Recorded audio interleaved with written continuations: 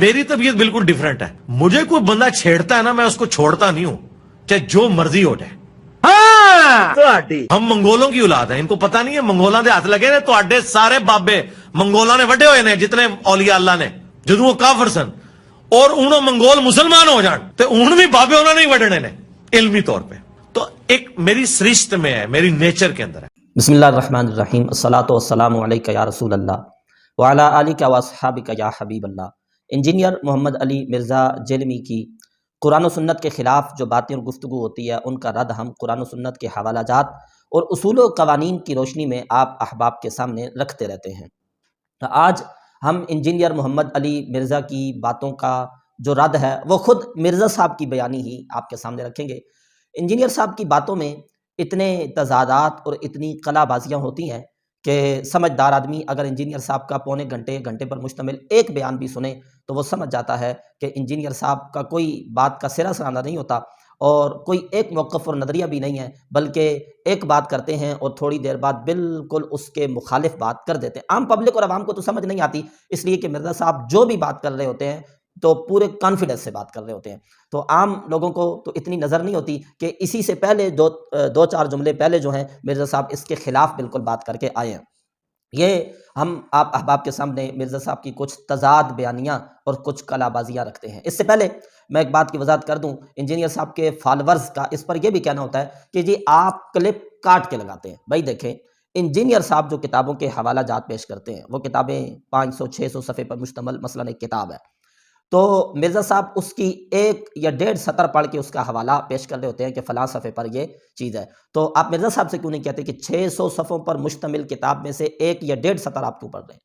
آپ یہی جواب دیں گے نا, بھائی موضوع سے متعلق وہ ہوتی ہے اور وہ پوری بات کر رہے ہوتے ہیں. تو ایسا ہی ہے, 1.5 گھنٹے کا بیان کوئی بھی نہیں لگا سکتا. مرزا صاحب کی پوری بات اور جملہ ہم آپ تک پورا لگا رہے ہیں, ہم اس میں قط و برید نہیں کر رہے, یعنی کٹ وٹ نہیں کر رہے. ہم جو ان کا جملہ اور ان کا جو مفہوم ہے وہ مکمل آپ کے سامنے رکھ رہے ہیں, اور دوسری طرف اس کے بالکل تضاد مرزا صاحب خود ہی سٹیٹمنٹ دے رہے ہیں. یہ انجینئر صاحب کا ایک کلپ سنا. نبی علیہ السلام کے زمانے سے زیادہ سخت وقت ہے ہم پر. نبی علیہ السلام جب مکے میں تھے آپ کے مخالفین کون تھے؟ کافر. کلیئر تھا نا یہ مسلمانی کافر. ہمارے مخالفین وہ ہیں جو ہمیں کافر سمجھتے ہیں اور خود کو زیادہ بڑا عاشق رسول اور مسلمان سمجھتے ہیں. مجھے بتائیں یہ زیادہ مشکل وقت ہے یا صحابہ پہ زیادہ مشکل وقت تھا؟ جس میں کہہ رہے ہیں جی کہ نبی علیہ الصلوۃ والسلام کے زمانے سے زیادہ سخت وقت ہم پر ہے. کیوں؟ اس لیے کہ نبی علیہ الصلوۃ والسلام جب مکے میں تھے تو آپ کے مخالفین کون تھے؟ کافر. اور ہمارے مخالفین وہ ہیں جو ہمیں کافر سمجھتے ہیں, خود کو زیادہ بڑا عاشق رسول مسلمان سمجھتے ہیں. تو آگے کہتے ہیں پھر مجھے بتائیں نا یہ وقت زیادہ مشکل ہے یا وہ صحابہ کرام کا زیادہ مشکل تھا؟ اب یہ انجینئر صاحب نے بات کی, اس جملے کے اندر اور اس ساری گفتگو کے اندر خود کتنی خرابیاں ہیں وہ ایک الگ بات ہے, کہ کہہ رہے ہیں نبی علیہ السلام کے زمانے سے زیادہ سخت وقت ہم پر ہے. یعنی صحابہ کرام نے جو اسلام کے لیے قربانیاں پیش کی ہیں اور جو سختیاں انہوں نے برداشت کی ہیں, کہہ رہے ہیں اس سے زیادہ سخت وقت ہمارا ہے. یعنی صحابہ نے اتنی سختیاں نہیں جھیلی ہیں جتنی ہم جھیل رہے ہیں. اچھا, یہ بات خود کی کلپ ہم نے آپ کے سامنے لگا دیا. اب ایک دوسرا کلپ ہے. یہاں پہ میں ایک ضمن بات کر دوں, میں نے 2-3 دفعہ اپنی ویڈیوز میں یہ بات کی ہے جسے آؤٹ آف کانٹیکسٹ بعض لوگ کوٹ کر رہے ہیں کہ ریدی بھائی نے کہا کہ ہمیں اور ہمارے اسٹوڈنٹ کو نبی علیہ السلام ان کے ساتھیوں سے زیادہ تکلیف اٹھانی پڑ رہی ہے. نعوذ باللہ, یہ تو میں نے بات ہی نہیں کی تھی. میں نے یہ کہا تھا, پہلی تو بات ہے نبی علیہ السلام کا تو ذکر ہوا ہی نہیں تھا. میں نے یہ کہا تھا کہ ہمارے اسٹوڈنٹس کو بعض اعتبار سے صحابہ کرام علیہم رضوان سے زیادہ تکلیف اٹھانی پڑ رہی ہے بعض اعتبار سے. اس میں کہتے ہیں جی, یہاں میں ایک ضمن بات کر دوں, میں نے 2-3 مرتبہ اپنی ویڈیوز میں یہ بات کی ہے جس کو لوگ آؤٹ آف کانٹیکسٹ پیش کرتے ہیں. لوگ کہتے ہیں جی میں نے کہا کہ ہمارے اسٹوڈنٹ نبی علیہ الصلوۃ والسلام سے زیادہ تکلیف جو ہے ان کو کاٹنی پڑ رہی ہے. کہتا ہے یہ بات تو میں نے کی ہی نہیں تھی. پہلی بات تو یہ ہے کہ اس میں نبی علیہ السلام کا ذکر ہی نہیں تھا. ابھی آپ نے کلپ سنا, دوبارہ سن سکتے ہیں. نبی علیہ السلام کے زمانے سے زیادہ سخت وقت ہے ہم پر. نبی علیہ السلام جب مکے میں تھے آپ کے مخالفین کون تھے؟ کافر. کلیئر تھا نا یہ مسلمانی کافر. ہمارے مخالفین وہ ہیں جو ہمیں کافر سمجھتے ہیں اور خود کو زیادہ بڑا عاشق رسول اور مسلمان سمجھتے ہیں. مجھے بتائیں یہ زیادہ مشکل وقت ہے یا صحابہ پہ زیادہ مشکل وقت تھا؟ کہ کہہ رہا ہے نبی علیہ السلام کے زمانے سے زیادہ سخت وقت ہم پر ہے, نبی علیہ السلام کے زمانے سے.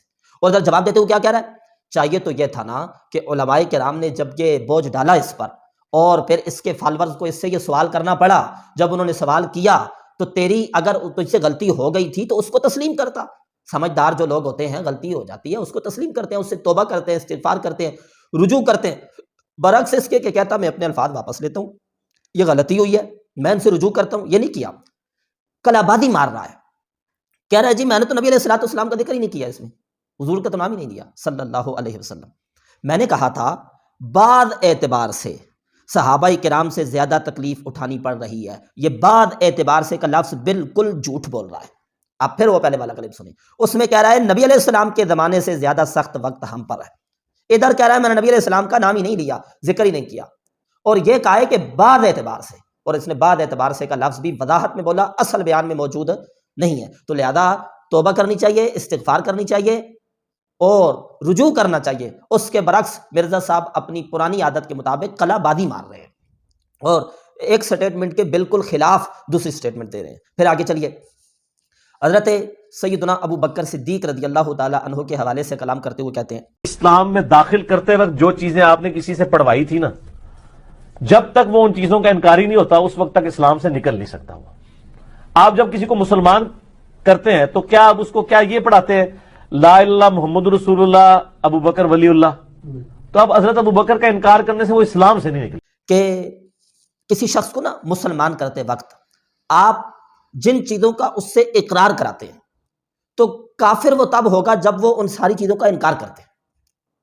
اب جس چیز کا اقرار آپ نے مسلمان کرتے وقت اسے کرایا، ان ساری چیزوں کا جب تک وہ انکار نہیں کرے گا تو وہ کافر نہیں ہوگا۔ پہلی تو بات یہ ہے کہ یہ ان کا اصول ہی غلط ہے۔ دیکھیں نا، مسلمان ہونے کے لیے مثلاً 10 چیزوں کو ماننا ضروری ہے، اور وہ 10 کی 10 تو ہیں، وہ مثال کے طور پہ رکھ رہا ہوں، وہ ضروریات دین سے ہیں۔ تو 10 چیزوں کو ماننا اگر مسلمان ہونے کے لیے ضروری ہے نا، تو بھائی کافر ہونے کے لیے ان میں سے ایک کا انکار کافی ہے۔ مثلا مسلمان ہونے کے لیے اللہ تعالیٰ کی توحید کو، اللہ کی ذات کو ماننا ضروری ہے، انبیاء کرام کو ماننا ضروری ہے، نبی پاک علیہ الصلوۃ والسلام کا خاتم النبیین ہونا اس کو ماننا ضروری ہے، اس طرح نماز کی فرضیت کو ماننا ضروری ہے، زکوٰۃ کو ماننا ضروری ہے، حج کی فرضیت کو، روزہ کی فرضیت کو، یہ ساری چیزیں ہیں جو ضروریات دین سے ہیں۔ اب ایک شخص ان میں سے جو 6 یا 7 چیزیں ہیں ان کا اقرار کرتا ہے، ایک فرضیت صلاۃ کا انکار کرتا ہے، تو وہ کافر ہو جائے گا۔ اگرچہ وہ زکوٰۃ کو مان رہا ہے، روزے کو مان رہا ہے، حج کو مان رہا ہے، توحید کا اقرار کر رہا ہے، رسالت کا اقرار کر رہا ہے، لیکن وہ فرضیت صلاۃ کا منکر ہے، تو کافر ہونے کے لیے ایک چیز کا انکاری ہو جانا یہ کافی ہے، اسے کافر کر دے گا۔ تو انجینئر صاحب کا یہ قانون غلط ہے کہ جو چیزیں مسلمان کرتے وقت ان کا آپ نے اقرار کرایا تھا، جب تک ان کا انکار نہیں کرے گا تو وہ کافر نہیں ہوگا، یہ اصول غلط ہے۔ لیکن اب اس میں یہ مثال پیش کرتے ہیں آگے، کہہ رہے ہیں جی جیسے آپ کسی کو مسلمان کرتے ہیں تو اسے کیا پڑھاتے ہیں؟ یہ نا لا الہ الا اللہ محمد الرسول اللہ، اتنی بات آپ نے پڑھائی، اسے آپ نے یہ تو نہیں پڑھوایا کہ محمد الرسول اللہ ابو بکر ولی اللہ، یہ نہیں پڑھایا۔ لہذا اگر کوئی ابو بکر کا انکار کرتا ہے، یعنی اس کا معنی یہ ہے کہ حضرت ابو بکر صدیق کی ولایت کا انکار کرتا ہے، تو وہ کافر نہیں ہوگا، کیونکہ مسلمان کرتے وقت آپ نے ان کی ولایت کا اقرار نہیں کرایا تھا۔ ادھر یہ کہہ رہا ہے ابو بکر صدیق کا انکار کرنے والا ان کو ولی نہ ماننے والا کافر نہیں ہوتا۔ دوسری طرف مرزا صاحب کا یہ کلپ سنیے۔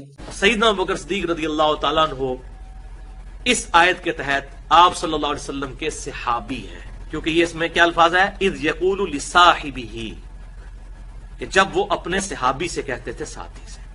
اب چونکہ سیدنا ابو بکر صدیق رضی اللہ تعالیٰ عنہ کی صحابیت قرآن سے ثابت ہو گئی ہے پرٹیکولرلی، اس لیے آپ رضی اللہ تعالیٰ عنہ کی صحابیت کا انکار کرنے والا کافر ہے، جو آپ کی صحابیت کا انکار کرتا ہے۔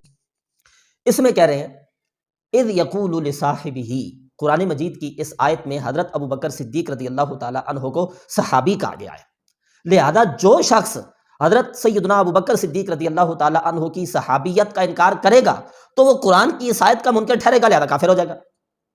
اب آپ بتائیں، مرزا کے فالورز ہی بتائیں، ابو بکر صدیق رضی اللہ تعالی عنہ کی ولایت و صحابیت کا انکار کرنے والا کافر ہے یا نہیں ہے؟ اگر آپ کہیں گے کافر ہے تو ہم کہیں گے آپ کے گرو تو کہہ رہے ہیں کہ ابو بکر کی انکار کرنے والا، ولایت کا انکار کرنے والا کافر نہیں ہے، اور اگر آپ کہیں گے کافر نہیں ہے تو ہم کہیں گے آپ کا گرو تو کہہ رہا ہے اذ یقول لصاحبہ کی وجہ سے ان کی صحابیت قرآن کس سے ثابت ہے، لہذا ان کی صحابیت کا منکر تو کافر ہے۔ تو یہ تضاد ہے، ایک طرف اسی چیز کو کہہ رہے ہیں کہ یہ کفر ہے، اور دوسری طرف اسی چیز کو کہہ رہے ہیں کہ یہ کفر نہیں ہے۔ اسی طرح سے انجینئر صاحب کے یہ چند بطور مثال اور نمونہ ہم آپ کے سامنے رکھ رہے ہیں، ورنہ ان کے بیانات میں اتنے تعداد ہیں جو شمار سے زائد ہیں۔ سمجھدار آدمی ایک بیان بھی سنے تو اس میں وہ سمجھ جاتا ہے بھائی قدم قدم پہ کلا بازی مارتے ہیں مرزا صاحب، اور جو ہے نا تضاد ان کے بیان میں ہوتا ہے۔ اولیاء کرام کی تو ویسے ہی توہین کرتا ہے یہ شخص، اور بار بار کہتا ہے جی باب تشائی کوئی نہیں۔ تو اس کے علاوہ بھی بہت سی ایسی اس کے کلمات اور ایسے جملے ہیں جس پہ اولیاء کرام کی تنقیص شان اور توہین کرتا ہے۔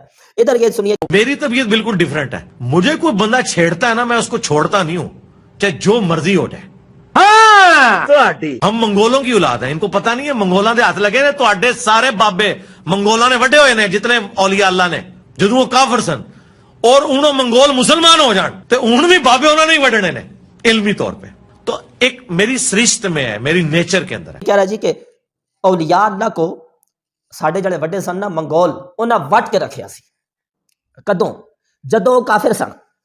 دیکھیں اس کی انداز گفتگو، ایک طرف ہے اولیاء اللہ، یعنی پچھلے دور کی بات کر رہے ہیں، ایک طرف ہے اولیاء اللہ، ایک طرف ہے اس کے بڑے منگول جن کو یہ خود کہہ رہا ہے کہ جدوں او کافر سن کافر سن انہوں نے وٹ کے رکھے ہے کس نو؟ اولیاء اللہ نو۔ کہتا ہے اب وہ مسلمان ہو گئے تو مسلمان ہونے کے بعد بھی اولیاء اللہ نو منگولا ہی وٹنا ہے، یعنی اپنا کہہ رہا ہے نا علمی طور پر، اور اب بھی میں اچھا پھر کہہ رہے ہیں انہیں پتہ نہیں ہے کہ صوفی سارے منگولوں نے ختم کیے ہیں، اوتھے کو صوفی کام نہیں آیا، جدو منگول چڑھے نا وہ اللہ کا عذاب بن کے نازل ہوئے نا ان کے اوپر۔ ان صوفیاء کو بھی کس نے ختم کیا ہے؟ منگولوں نے۔ صوفیاء کو منگولوں نے ختم کیا، اور یہ منگول جو ہے صوفیاء پر اللہ کا عذاب بن کے نازل ہوئے تھے، عذاب بن کے نازل ہوئے تھے۔ یہ کہہ رہا ہے، اگلا بیان سنیے۔ ظاہر ہے کہ تکلیف اللہ تعالیٰ کی طرف سے انسان پہ آتی ہیں، کبھی اس کی بدعمالیوں کے نتیجے میں، کبھی آزمائش کی صورت میں۔